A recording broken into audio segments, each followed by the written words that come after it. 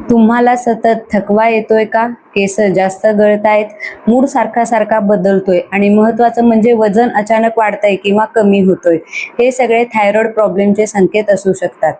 नमस्कार, मी डॉक्टर पायल आणि तुम्ही पाहत आहात सेहत का सफर. आजच्या या व्हिडिओमध्ये आपण थायरॉइड बद्दल सरळ आणि अगदी सोप्या भाषेत सगळं जाणून घेऊया. तर चला आपण आपल्या लेक्चरची सुरुवात करूया. आजच्या या व्हिडिओमध्ये मी 3 महत्त्वाच्या टिप्स सांगणार आहे, जेणेकरून तुम्ही तुमचा थायरॉइड नियंत्रित ठेवू शकता. तर ते टिप्स जाणून घेण्यासाठी हा व्हिडिओ शेवटपर्यंत बघा. तर चला आता लेक्चरची सुरुवात करूया. पहिलं आपण जाणून घेऊया थायरॉइड म्हणजे काय.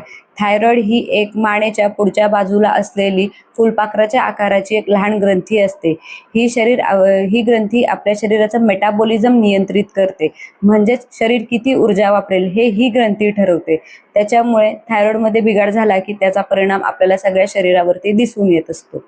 तर आता आपण जाणून घेऊया थायरॉइडचे किती प्रकार असतात. तर थायरॉइड हे 4 प्रकारचे असतात. त्यामध्ये हायपोथायरॉइडिझम, हायपरथायरॉइडिझम, गॉइटर आणि थायरॉइड नोड्यूल अशी ह्याची 4 नावं आहेत.